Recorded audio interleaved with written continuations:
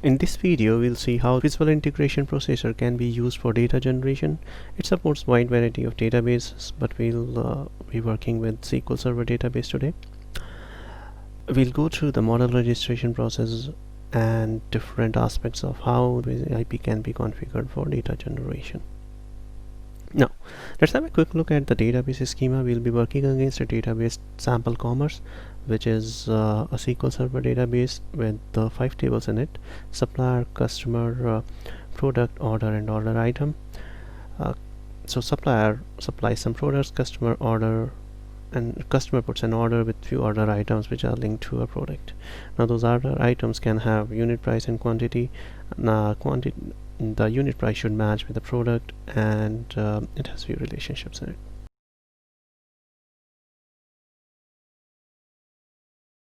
Now if we have a look how the process starts is we go through the model registration process. What it does is we are actually telling Visual Integration Processor to register our database as to register the database, so it knows about the schema, the tables, columns, foreign keys, primary keys, any identity columns, or any default values that it should care about. Now what it wants, the information that it needs to generate such a model is obviously the name of it, what type of database it is. So we'll give it a name as sample commerce, and then the database type. It can be various database types like SQL Server, Oracle, DB2, MySQL, Postgres, MS Access. But we are working with SQL Server today, so it's going to be SQL Server. Now the server can be a local host, can be a SQL Server, SQL Express instance, or an Azure database. We are working with localhost, and then it needs the database or the initial catalog that we say in SQL Server word, which is sample commerce for us, username, password. Then we need to select whether we want to generate the model for all the tables or for the selected tables, for a selective criteria. Now in this case we'll be generating the models for all the tables. However, we'll see what we can do when we'll generate or register the model for selective cases.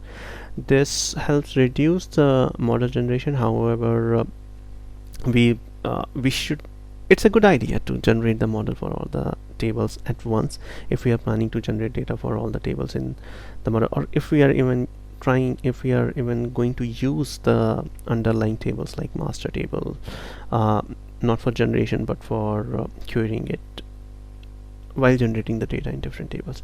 Now build data creation spreadsheet is used to generate the configuration spreadsheet that is used to configure, like telling which function should be used in the data generation process, how the table maps to each other. Mapping, it can be either the physical keys present in the database or through the soft keys that we specify while generating the flow, the data generation flow.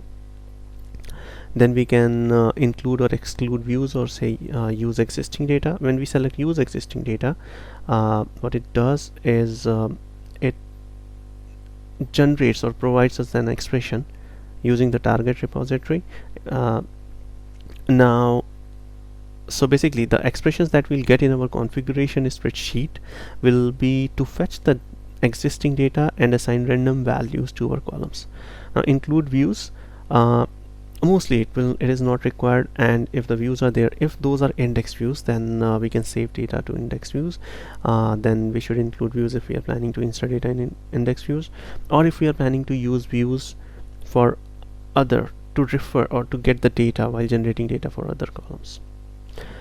Then make object name singular is not at all required. So these are all the fields that we want. Make object name singular, or it's only required, the last option is only required when we are going to deal with JSON messages, if our database schema is generated based on a JSON message using VIP. Now if we click on generate model, it will go through the database. Because we have said select tables, what it will do is it will bring a window that will present us the list of tables which are present in the database. Till this time it has already captured all the information about the database and is providing information like which tables are present. We can uncheck all or select all. We can select few tables and use various filters to meet our needs, to filter down or to reduce this list and see which ones. So we care about the 5 tables that we saw in the table. We don't care about sys diagrams because that's the default that is coming from the database. Now we click on register.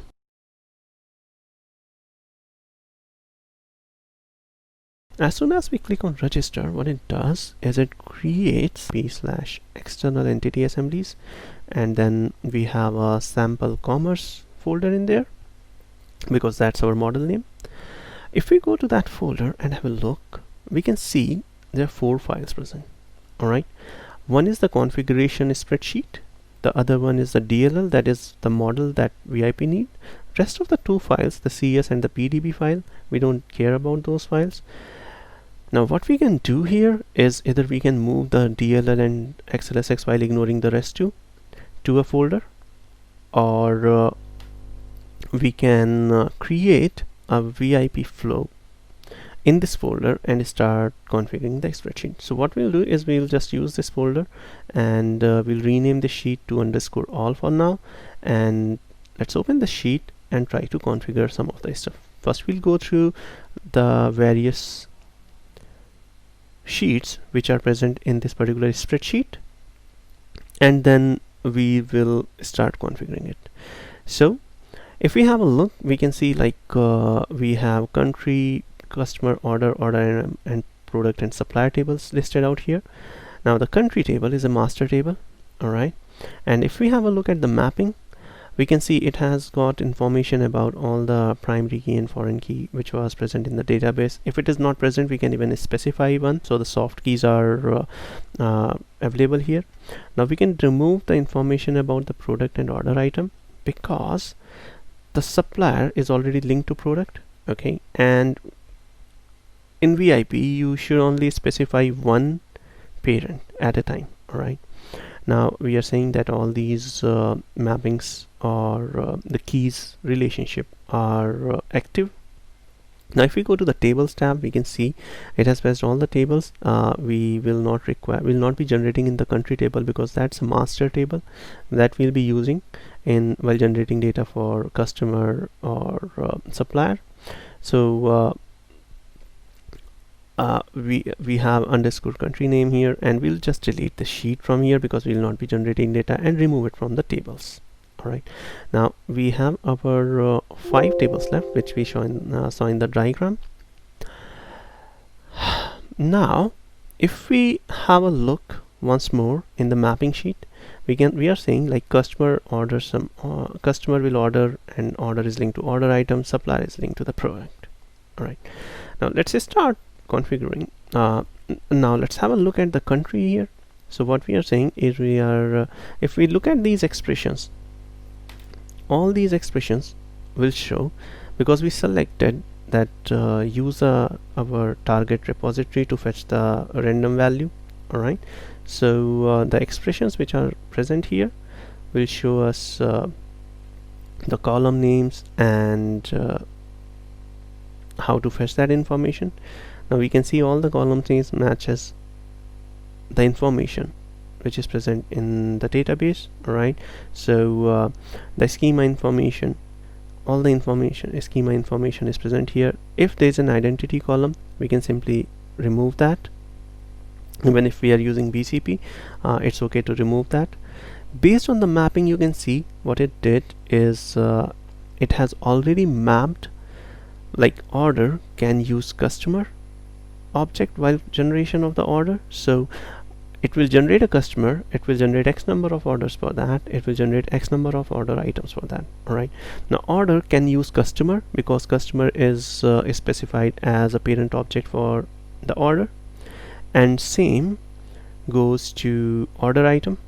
Now the way we do that is any object which we need to refer, like if we are generating order and we want to refer its parent, it is var and then the sheet name. So in this case we want to refer customer in order table, so it's going to be var _customer_ because that's the sheet name, and whatever column we have we can use in here. So customer ID is being mapped to ID column, then we can say var _customer_ that's a variable for our table, and then dot id. If we had to use the first name, we can say dot first name.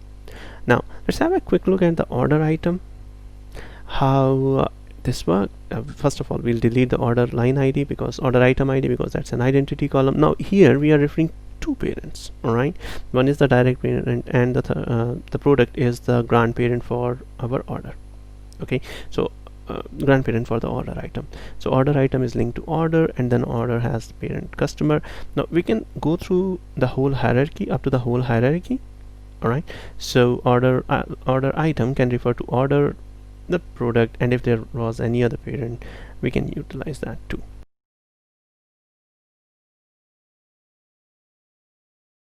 Now the unit price and quantity, we can say there are different various functions which are built in VIP, which are inbuilt to UIP. You can say VIP dot if the Excel extension is already installed in the machine. All right, we can say VIP dot, so out here we'll use amount with details, and we can specify we want to have an amount between 100 to 1000, and specify the decimal places, because from column data underscore type, which is column J, we can see the type is decimal, so any expression which returns a decimal value can be used out here. All right, now the key is we should use VIP functions instead of data gen functions, because VIP dot functions provides us the expression which can be used in the data generation process. However, if we want to generate a random data in Excel sheet, we should use data gen function, but that's a different story altogether. Now for quantity, we can use random integer function where we'll specify any value between 1 to 10. So this is how we configure the sheets. Now if we have a look at the supplier sheet, first of all, let's delete the ID column, because that's an identity value. We can use a random function, we can use a random function to get the company name. Again, we'll have to use VIP function, because that will give us the correct expression. We can use a full name for the contact. So you can refer to the whole list. The whole list is available in the knowledge base, where we can go through all the functions which are available as a VIP, as the add-on for Excel. Now for title, we'll use the suffix. For city, we'll use the random city address, random city, and then for country, we'll use any country which is present in the existing supplier. Right. Other than that, we can also query the existing countries which are present in the database, and then utilize underscore country column name. For phone number, what we can do is either use phone number, or we can use phone number with format if there is any specific format that we want to use, which is available in various other cases. So out here, hash represents a digit. Right, so we are saying in brackets hash hyphen hash, and then space hash. So this will give us an expression which will look like a phone number if you are going to display it somewhere, or whatever the format we expect. Let's put the facts as same expression. Now if we have a look at the product, let's delete the ID column, and then we can have any random product name from our list of product names from the catalog. And then because in the mapping we have a specified supplier as product, so while generating the product, we'll use a supplier that was just created during the data generation process. If we are not creating supplier, we can even query it from the database and then use it. We'll use it in one of the case. Now let's specify a amount with details here. Again, we'll say let's generate the amount between 100 and 1000 for the products, and use a decimal value of 2. Now package is a string. We'll use a null value so that we can query it later in the database. Is discontinued. Now we can use different VB.NET expressions. We can say like if, or different conditional expressions, or .toString, or convert expressions. So all those are available. Now here we can say it's like if the supplier that we are generating, if the ID of that generator supplier modulus 13 is 0. All right, then let's use a true value for discontinued, so that's discontinued, otherwise use a false value. All right, now there's an error, and once we'll generate the flow, we'll see that error and we'll fix that too. So there are 2-3 errors that we are leaving in this flow, so that we can show you how to fix those errors. All right, now for date we have different functions. Let's use random date. In this case, is we can even say like random date from last 1 year or something like that, but you can specify date range too, and even we can parameterize it, but for now let's keep it static.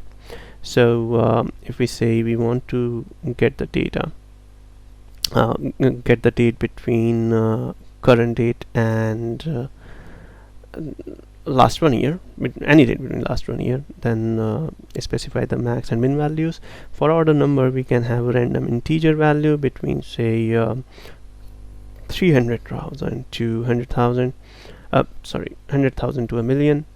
Customer ID, as we know that order is being generated, so we'll use that. For total amount,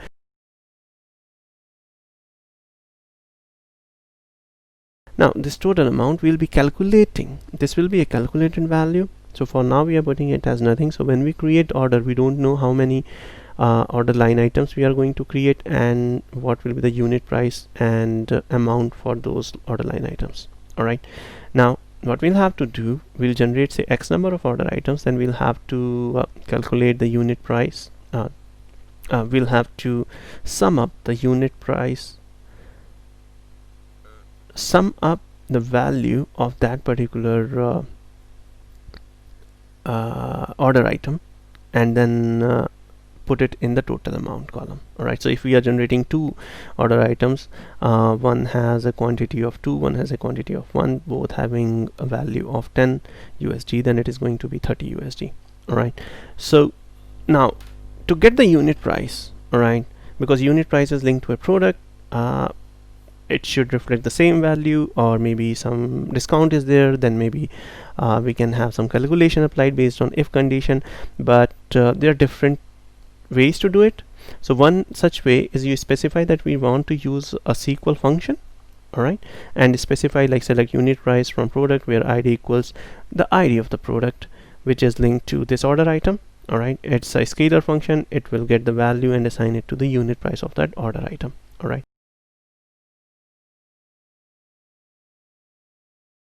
another way is to use a preprocess variable, all right, where before generating any order, all right, we'll query the database for existing products, and we'll use one such product.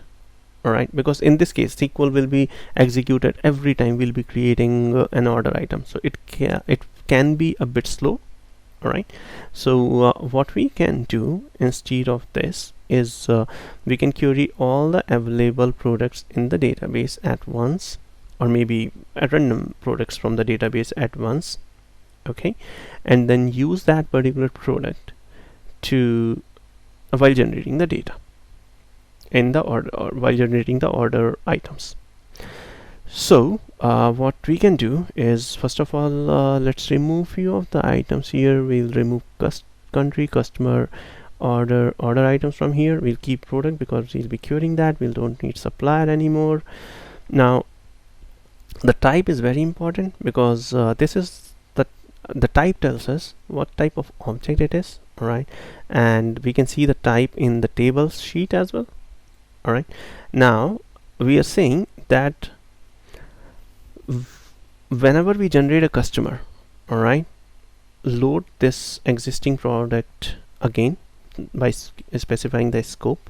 All right, and out here what we can do is we can use a random collection, get value from a collection function.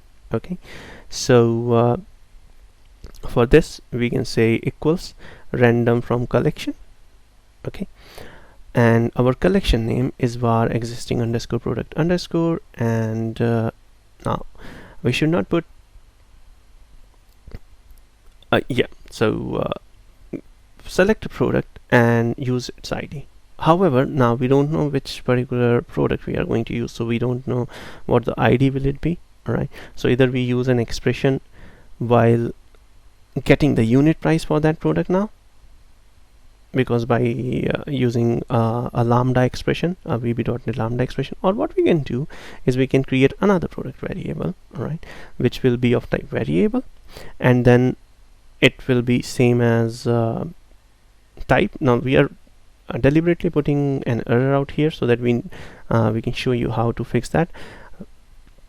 For type based variables we need to specify the assembly name too. All right, now what we'll do is we'll say select the product from here, okay, and just remove the ID.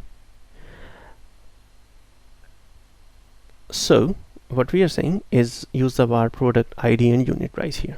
All right, now from the preprocess variables we must remove the ID, otherwise it will be we'll be trying to load integers into the product, which will eventually fail.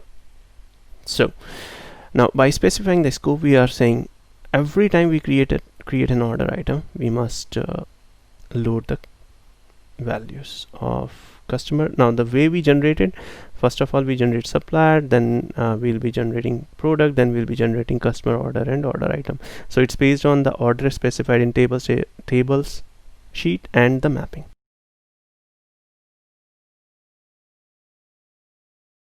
So now let's have a quick look at our customer. We'll use a random first name column here, and for random last name, sorry, and then we can use random city,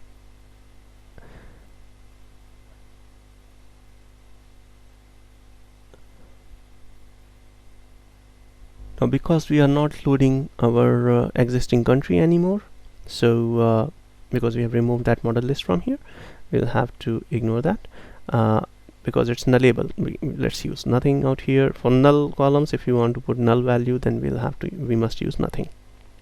For customer phone, we'll use the same format. So if we see customer is fine, order looks fine, and have a look at order item, that also looks fine, and product is looking fine, supplier is also looking good.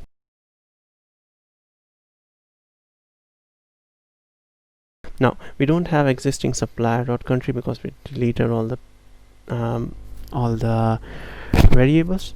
We can use add model variable. All right, by selecting, it will prompt you to select the object that we want to use, and we can utilize that. We can add like it auto generated a new row which specifies okay, we have generated a model list, and we can utilize it in our flows. All right, now we must use our because the name of the column and country has the country column. Whenever this is the case, the column name must be prepended with an underscore, because the table and column in generated model cannot be same. So we are leaving that as it is, so that when we generate the we get an error, we'll show you how to fix that.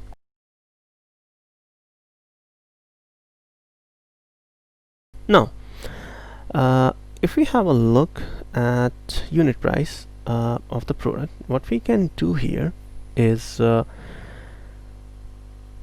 we can use parameters. Okay, so user can supply the different values for unit price. Let's declare two different parameters, par maximum price and par minimum price, par minimum price and par maximum price, which are of type parameters. So these are the two integer parameters and we should generate all our products in that price range. All right, now the type is integer 32 for both of these, and the parameter is yes, and the scope doesn't matter for the parameter types. All right, now we'll use this par max price and min price when generating the unit price for the product. What we can say is with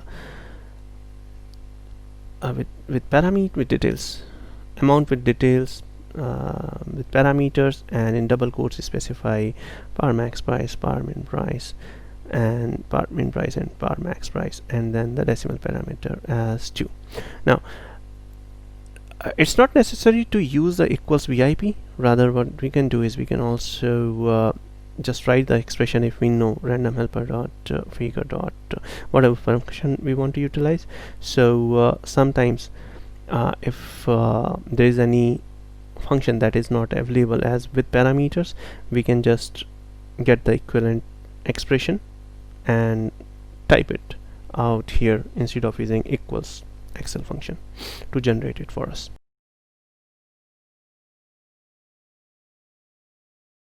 Now the data types which are supported here are like string, integer, 32, boolean, decimal, and any types which are defined in our generated model, or even if we want, we can use different models from other generated models too. All right, so if there's something that is specified out of our current DLL, then we can ignore that too. Now the scope defines where do we want to reinitialize it, whether we want to reinitialize it or not, and we can control if we should when should we reload. Is it one time, is it multiple times, how many times we should do that. So all these control options are available using the scope parameters.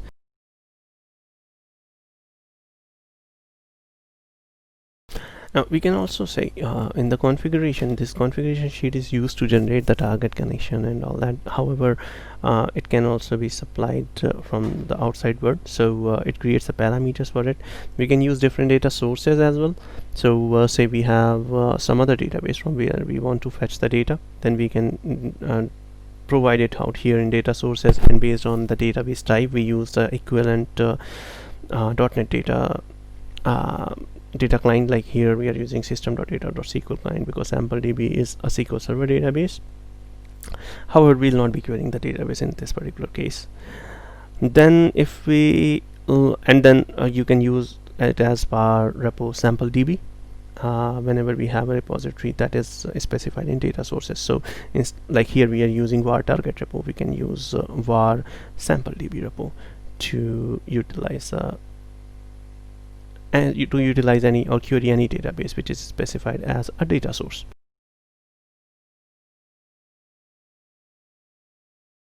Now if we have a look at event hooks provide a way to call an expression, save and modify an object using a assign statement, save that object back to the database, or call a VIP flow to do something fancy with it. Alright, like you can call the VIP flow to update an object, to call an API to do anything.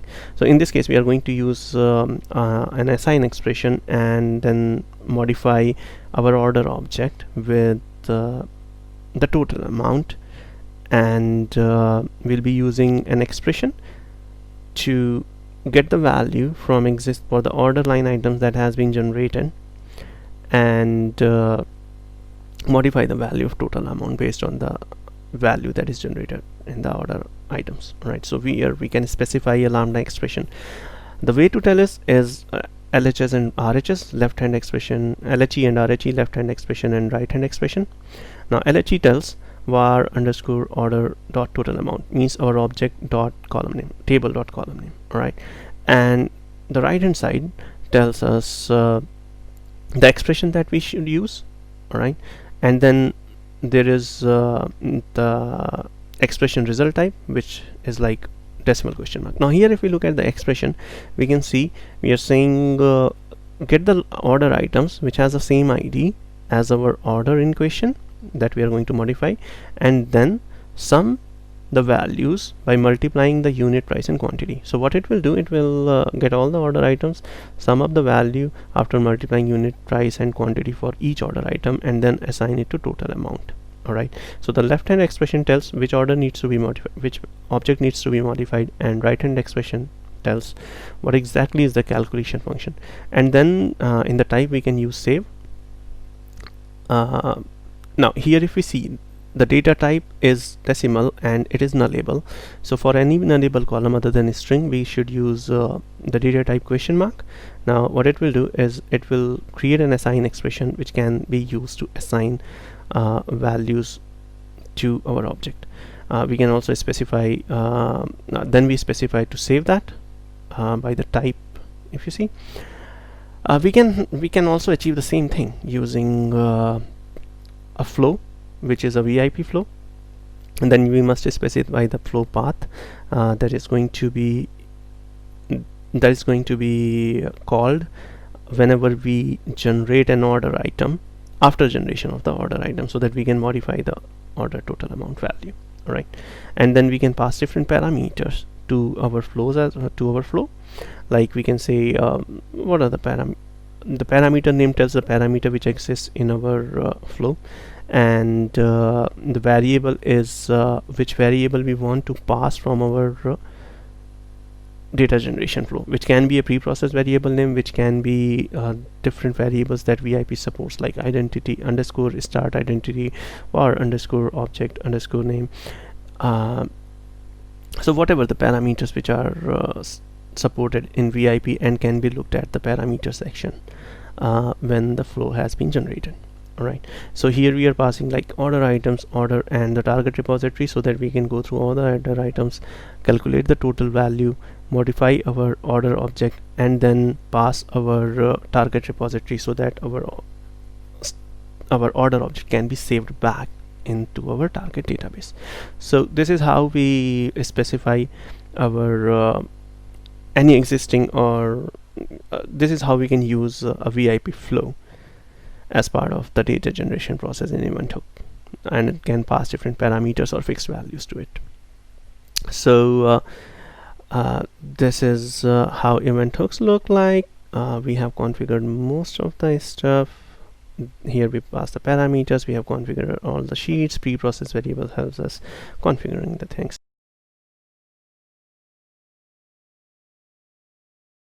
Now let's go back to VIP and create new blank flow. Okay, that's very important, new blank flow. Then we must save this flow in the same folder where our model is present. Model in the sense .dll file is present, which is in app data, VIP, external entity assembly, and the model name. It can be in a different folder, but it must have the DLL file. Now give it any name, so I'm going to say sample commerce underscore all for now.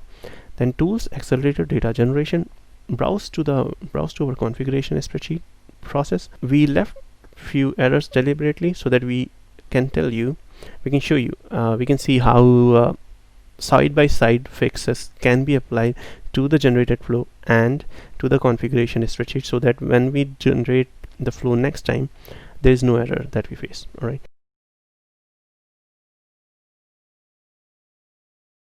Now if we go to flow, so it used the spreadsheet, the configuration spreadsheet, and generated the flow for ourselves. Now if we go to generate data in loop, all right, if we go to generate data in loop, we'll see there is some error in there.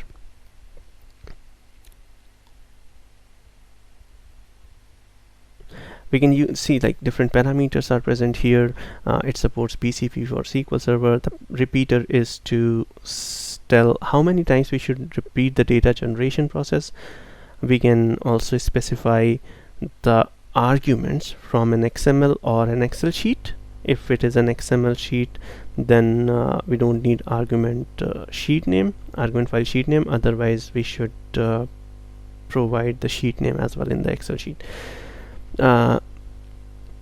So this argument file, if we have a look, what we can do is we can specify or pass arguments in arguments tag, that must be the root tag for our XML sheet, and then argument, and then name equals our name of the parameter, like par repeater, and how many, the value for that. We can have multiple arguments specified like this. So what it does is it captures, and before executing the flow or before generating the data, it starts manipulating, or it provides the updates the parameters for the data generation process. The other thing is parameters file path, which is used to control, it is also used to control the variables all right. However, the variables which are useful in conjunction, we'll come to it in a while, but let's fix the flow first.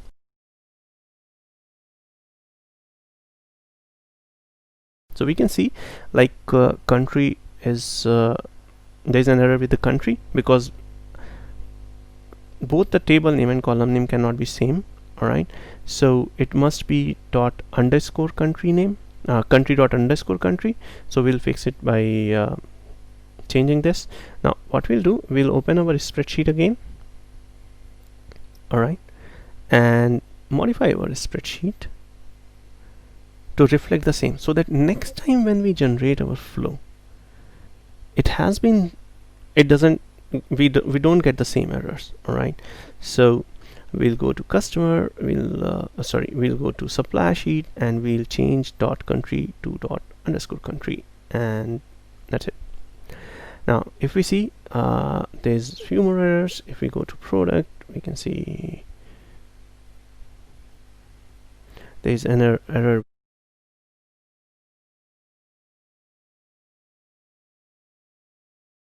Now whenever we are using an if expression, this is very important. Whenever we are using an if expression, we must typecast the value, because the if expression returns an object, okay. So we must say C type, so the type is boolean. What we'll do, we'll cast it by saying C type, and in close the bracket, comma, boolean, the same type. That's it. Now we'll copy the same expression, okay, and paste it in our product sheet. So whenever we are using we are using an if expression, we must use the C type random integer and then dot to string.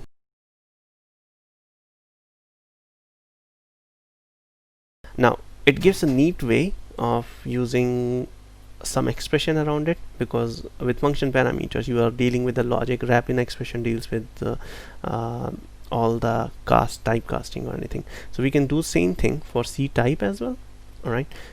What we can do is we can say C type and then underscore value underscore comma boolean, all right. So it will have the same effect.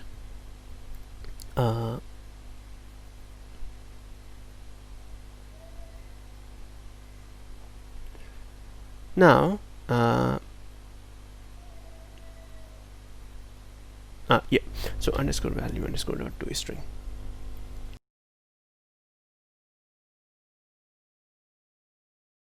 Save the flow because we have made all the changes to the configuration spreadsheet. We'll again new blank flow, save that flow, close the spreadsheet, file, save, and we'll override the flow that we had, and we'll go to tools, accelerators, data generation, browse, select our spreadsheet, and click on process.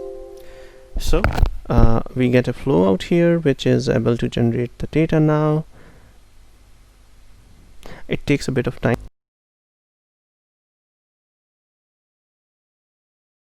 Any parameters which we have specified, like minimum price and maximum price, and then the iteration, how many times we should generate a particular object, is based on per item and then the sheet name for that object. So for product we have underscore product underscore. So we are saying like generate minimum 10 items, 10 products with price, unit price 1 to 99, generate 5 products with unit price 100 to 1000, generate 2 products with 1000 to 100 to 1000, and then well, 2 products with same price, and then one between 1050 to 2000. Now we can also have different values for say per item order, which is not related to the product anywhere, and it doesn't utilize as minimum price, maximum price. So we'll say let's generate 10 orders, and yeah, let's generate 10 orders and get rid of let's specify 0 value. 0 means it's not required, but just for the sake of clarity we can have a 0 value in there, and we can specify the parameter sheet name here. Okay, let's generate the data without the parameter sheet first, all right, because we are running it in debug mode. So we have a specified we have stop the logging, and it generated the 5 rows without the parameter file sheet, which is one record by default, which it generates for each record. So one record for each table. Now if we have a look at the customer table, we can see we got a customer with null value in country, because we said nothing for the customer.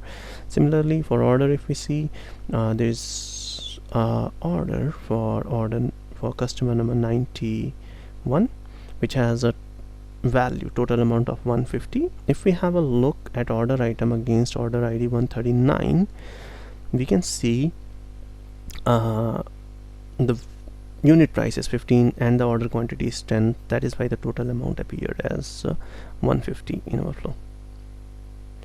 Now if we execute the same process, if we have to execute the same process using the parameters file path, what we'll do is we'll save this parameters file and get its parameter iteration file path, put it in the parameter iteration file path and execute the flow.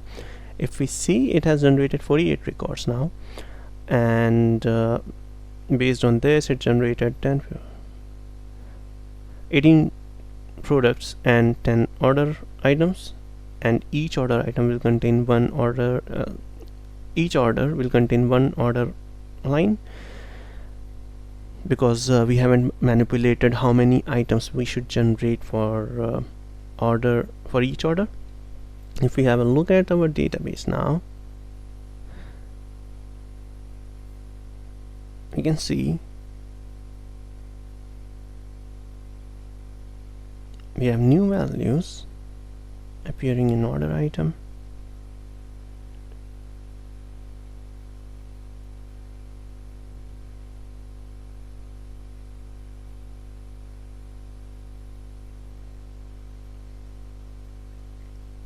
and different values are present out here in customer. So we can see like we have got 5 customers here, and similarly if we have a look at product table and query by null package, because we specified nothing in package, we'll see that we have got 19 rows, because one that we generated in the last run also had null value. So if we ignore that, we have got 18 rows here. So this is how we can see the things can be linked, right? Like we can use event hooks to manipulate the data even after generating it. We can use mappings to specify soft keys. We can control how many rows we want to generate based on the parameters file. We can control use the arguments that we need to pass using XML sheet. This and all the parameters can then be exposed, and a web form can be created in the modeler front end, which can then invoke our underlying flow to generate the data. Like if we had to create random order items for each order, then what we can do is we can just override our par item underscore order item underscore variable and say get random integer between 1 to 10 and tell it to reevaluate itself after each order is generated. So whenever an order is generated, it will reevaluate that value and use a random value for order item. Thank you.